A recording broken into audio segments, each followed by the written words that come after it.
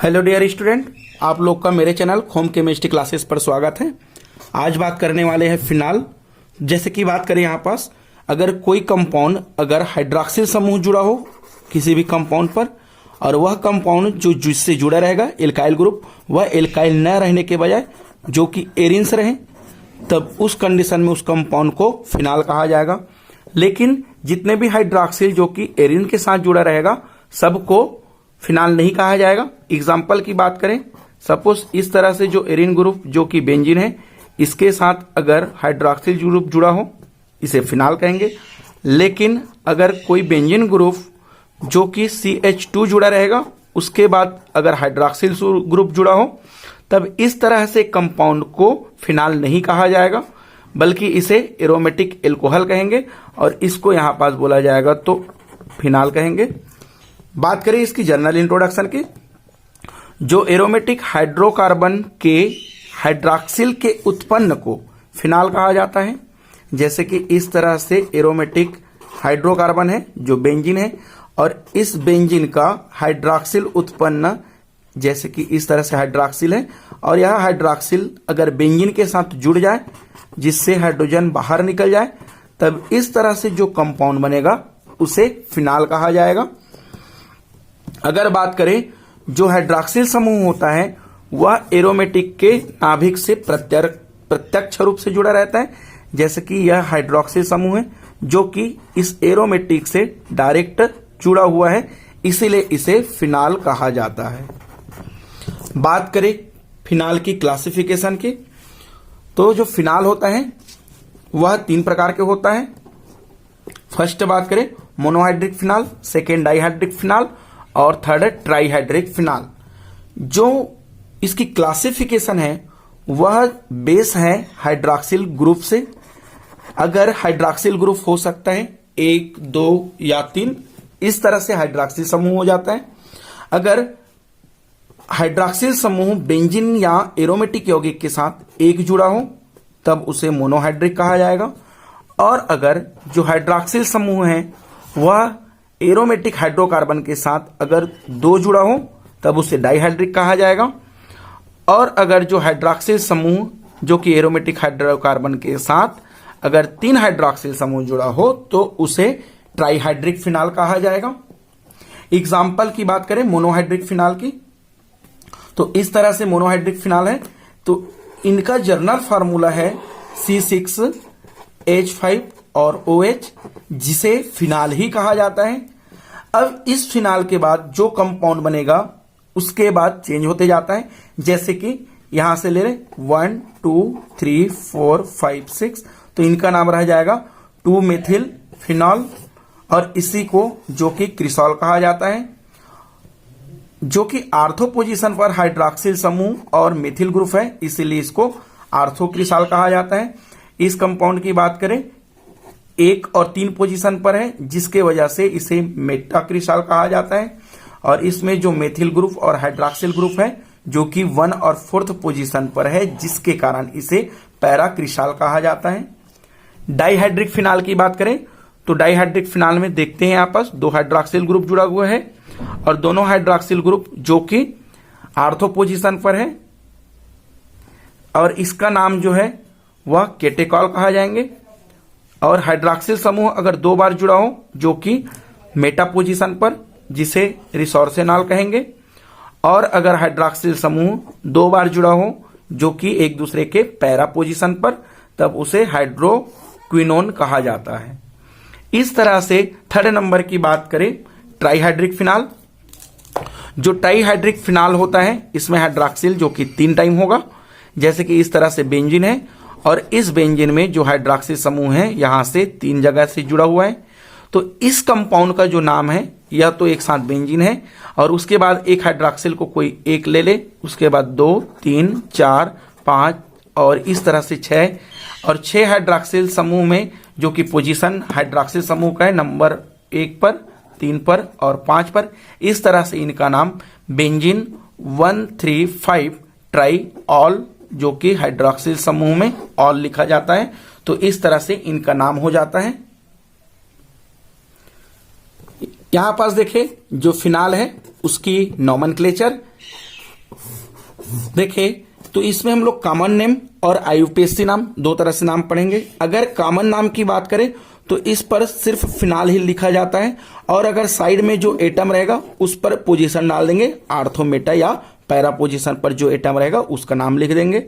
Example की बात करें यहीं से, तो ये देखिए यहाँ पास फिनाल जो कि हाइड्रॉक्सिल समूह है, और यहाँ पास जो कि ब्रोमाइड है, और इन दोनों की पोजीशन की बात करें तो आर्थो है, तो इस तरह से इसको आर्थो ब्रोमो फिनाल लिख देते हैं, आर्थो ब्रोमो फिनाल। वैसे ही इनकी आईयूपीएसी नोमेनक्लेचर की बात करें तो जो आईयूपीएसी नोमेनक्लेचर है, आईयूपीएसी नोमेनक्लेचर में फिनाल ही लिखा जाता है, लेकिन यहां पास जो कार्बन की नंबर है उस नंबर पर जो साइड एटम है उस साइड एटम को नंबरिंग करते हुए लिखा जाता है। जैसे कि एग्जांपल इसी की देखें तो यहां पास हाइड्रॉक्सिल समूह जो कि 1, ब्रोमो 2, 3, 4, 5, 6, तो इस तरह से इनका नाम रह जाएगा 2 ब्रोमो फिनाल।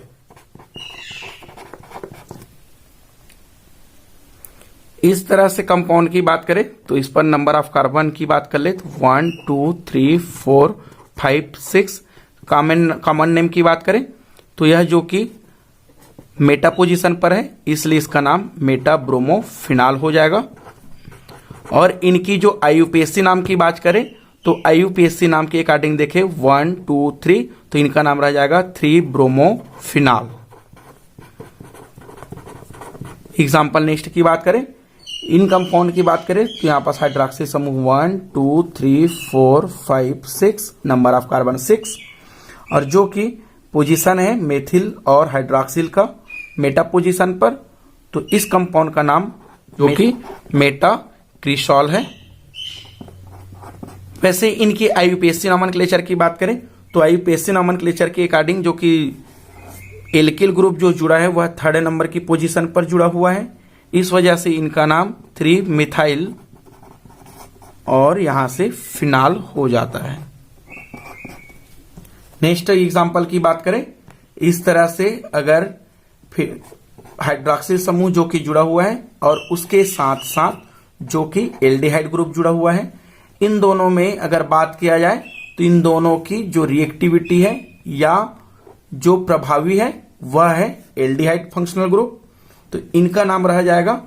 देखिए इसमें जब इस तरह से एल्डिहाइड की जो रिएक्टिविटी अधिक है या प्रभावी है उस कंडीशन में यहां से इसकी नंबरिंग काउंटिंग करेंगे तो 1 और यह 2 हो जाएगा, जिस पर इनका नाम रह जाएगा, तो इनका नाम है 2 हाइड्रोक्सी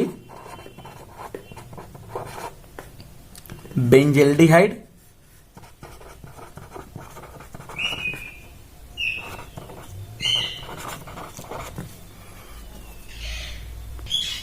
और इस कंपाउंड की बात करें तो इस कंपाउंड में जो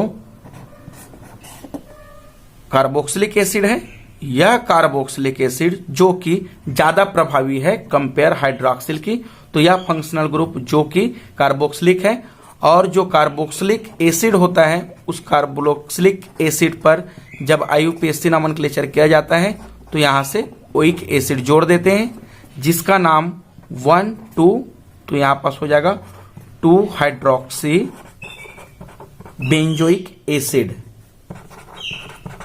बेंजोइक एसिड। तो फ्रेंड इस तरह से इनकी आईयूपीएसी नोमेनक्लेचर है। नेक्स्ट बात करते हैं इस फिनाल की स्ट्रक्चर।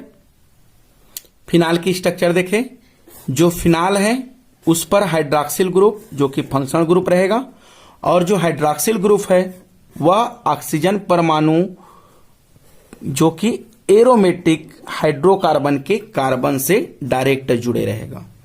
नेक्स्ट पॉइंट की बात करें, जो ऑक्सीजन एटम है उस ऑक्सीजन एटम पर जो कि sp3 हाइब्रिडाइजेशन रहेगा, तथा जो कार्बन एटम है उस पर जो कि sp2 हाइब्रिडाइजेशन होगा। उसके साथ साथ इस तरह से sp3 हाइब्रिडाइजेशन होगा तब उसके जो बॉन्ड एंगल है कार्बन, ऑक्सीजन और हाइड्रोजन के बीच में 109 डिग्री रह जाएगा।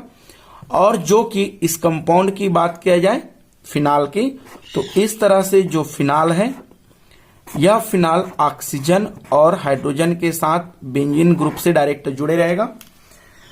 यहां से देखें तो जो ऑक्सीजन है उस ऑक्सीजन की इलेक्ट्रोनेगेटिविटी इस हाइड्रोजन के कंपेयर में अधिक है, जिसके वजह से जो ऑक्सीजन और हाइड्रोजन के बीच में पोलैरिटी बनता है, और इस पोलैरिटी होने की वजह से जो कंपाउंड है फिनाल वह पोलर है।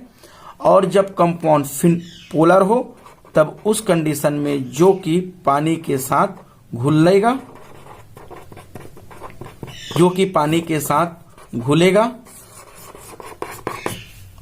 और अगर यह पानी के साथ घुलता है, इसका मतलब यह जो फिनाल है इस तरह से वह फिनाल कोई दूसरे फिनाल के एटम के साथ जुड़कर जो कि हाइड्रोजन बॉन्ड क्रिएट करेगा, और इस तरह से जो बनेगा हाइड्रोजन बॉन्ड, उस हाइड्रोजन बॉन्ड को इंटरमॉलिक्यूलर हाइड्रोजन बॉन्ड कहा जाता है। Intermolecular hydrogen bond.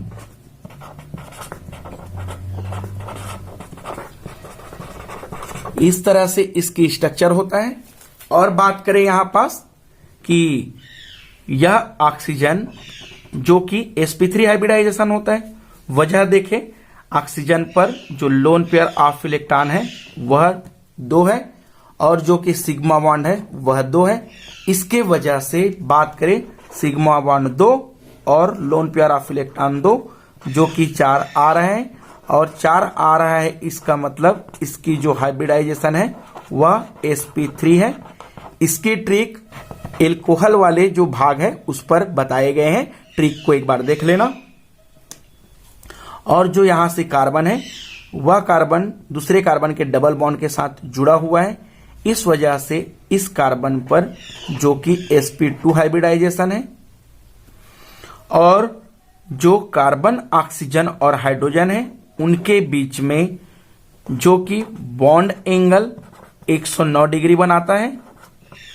और जब sp3 हाइब्रिडाइजेशन है, इसका मतलब इसकी जो स्ट्रक्चर है वह जनरली टेट्राहेड्रल होना चाहिए, लेकिन इस ऑक्सीजन में 2 जगह लोन पेयर ऑफ इलेक्ट्रॉन हो गए, जिसके वजह से उसकी बॉन्ड एंगल थोड़ा डिक्रीज होकर 109 हो गया। और जो इनकी शेप है वह कार्बन ऑक्सीजन और हाइड्रोजन के बीच में बैंड शेप बनाता है। इस तरह से इनकी स्ट्रक्चर है फिनॉल की। चलिए बात करते हैं यहाँ पास फिनाल की, बात करते हैं फिनाल की बनाने की विधि, मेथड ऑफ प्रिपरेशन की। तो इनकी मेथड ऑफ प्रिपरेशन सबसे पहले बात कर लेते हैं हेलो एरिन्स के द्वारा। अब हेलो एरिन्स यानी कि इस तरह से जो बेंजीन है उस बेंजीन में कोई एक्स कंपाउंड या हेलोजन कंपाउंड जुड़ा हो। यहां पास बात करते हैं क्लोरोबेंजीन की, तो इस तरह से यहां पास क्लोरीन एटम जोड़ देते हैं। अब इस तरह से जो क्लोरोबेंजीन है उसे सोडियम हाइड्रोक्साइड के साथ गर्म किया जाता है, और जो कि सोडियम हाइड्रोक्साइड के साथ 623 केल्विन टेम्परेचर पर हीट करते हैं। उसके साथ साथ उसकी जो वायुमंडलीय दाब है वह 320 वायुमंडलीय दाब कर एक दूसरे को मिलाया जाता है, जिसके वजह से यह क्लोरीन बाहर निकल जाता है और यहां से हाइड्रोजन बाहर निकलता है। तो इस तरह से HCl बाहर निकल जाता है, और जो कि कंपाउंड सोडियम फिनॉक्साइड बन जाता है, जो कि सोडियम फिनॉक्साइड। और यह जो सोडियम फिनॉक्साइड है वह पुनः अम्ल के साथ क्रिया करके, जो कि अम्ल यहां से ही निकला गया है, यह HCl के साथ क्रिया कर लेगा। उस कंडीशन में जो कि ऑक्सीजन पर माइनस चार्ज है, सोडियम पर प्लस चार्ज है, इस HCl में हाइड्रोजन पर प्लस चार्ज है और क्लोरीन पर माइनस चार्ज है। तो यह सोडियम जो कि क्लोरीन से जुड़कर यहां से NaCl बाहर निकाल देता है, और यह हाइड्रोजन जो कि ऑक्सीजन के साथ जुड़कर, ऑक्सीजन जिस पर माइनस चार्ज है उसके साथ जुड़कर इस तरह से फिनाल फॉर्मेशन कर लेता है। और इस तरह से जो फिनाल प्राप्त करने की जो विधि है उसे डाउ प्रोसेस कहा जाता है। इसी को इस तरह से भी समझा जा सकता है, अगर जो क्लोरोबेंजीन है उस क्लोरोबेंजीन का रिएक्शन पानी के साथ किया जाए, जिसमें जो हाइड्रोजन है प्लस चार्ज है और हाइड्रोक्साइड माइनस चार्ज है, वैसे ही क्लोरीन माइनस चार्ज और इस कार्बन पर जो कि प्लस चार्ज। तो इस तरह से यह माइनस चार्ज प्लस चार्ज के साथ जाता है और यहां से क्लोरीन ब्रेक होकर HCl के रूप में बाहर निकलता है और जो कंपाउंड है वह फिनाल बना लेता है। ये तो रही इनके बनाने की विधि। सेकेंड नंबर की बात करते हैं, बेंजीन डाइओजोनियम साल्ट से फिनाल बनाने की प्रोसेस। सबसे पहले जो प्राथमिक एमीन है उसे नाइट्रस अम्ल या सोडियम नाइट्रस और जो एसिड HCl है उसके साथ अभिक्रिया करने से जो बेंजीन डाइएजोनियम लवण बनाता है, और जो कि डाइएजोनियम साल्ट है उसे HCl के साथ क्रिया करने से और जल अपघटन हो जाता है, फिर उससे जो कि फिनाल देता है। इसको एग्जाम्पल समझे। इस तरह से अगर प्राथमिक एमीन है, इस प्राथमिक एमीन को जो कि नाइट्रस एसिड के साथ रिएक्शन करा दिया जाए, उस कंडीशन पर यह कंपाउंड जो कि बेंजीन डाइएजोनियम यहां से क्लोराइड या लवण बना लेता है, बेंजीन एजोनियम लवण बना लेता है। और इस तरह से जो बेंजीन एजोनियम लवण है उसे जल का अपघटन करने से जो पानी है उसका प्लस आयन और हाइड्रोक्सिल माइनस आयन, यहां से क्लोरीन ब्रेक होके जो कि HCl बाहर निकालता है और यह बॉन्ड को ब्रेक करके जो कि यहां से ही नाइट्रोजन भी निकालता है। और यह हाइड्रोक्सिल समूह जब बॉन्ड ब्रेक हो गया उस कंडीशन पर इस कार्बन पर प्लस चार्ज लग गया, तब यह हाइड्रोक्सिल समूह जो कि बेंजीन के साथ जुड़कर फिनाल देता है।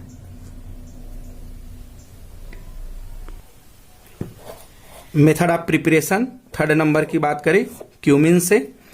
सबसे पहले तो जो आइसोप्रोपिल बेंजीन होता है उसको क्यूमिन कहा जाता है, जो कि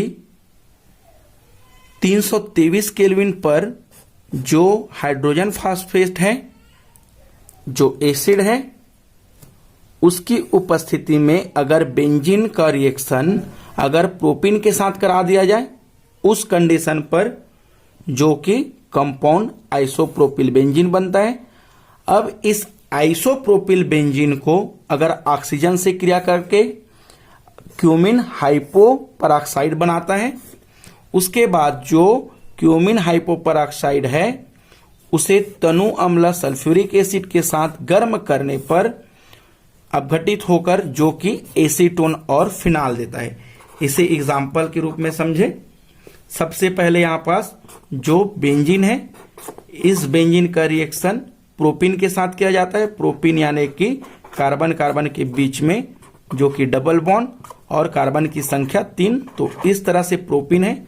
और इस प्रोपीन का जो कि इस प्रोपीन का रिएक्शन इस बेंजीन से होते हैं और इस बेंजीन में सभी कार्बन पर हाइड्रोजन जुड़ा हुआ है, जिससे यहां पास जो हाइड्रोजन है वह एक हाइड्रोजन जो कि ब्रेक हो जाता है और ये जो क्यूमिन है उससे हाइड्रोजन ब्रेक होता है।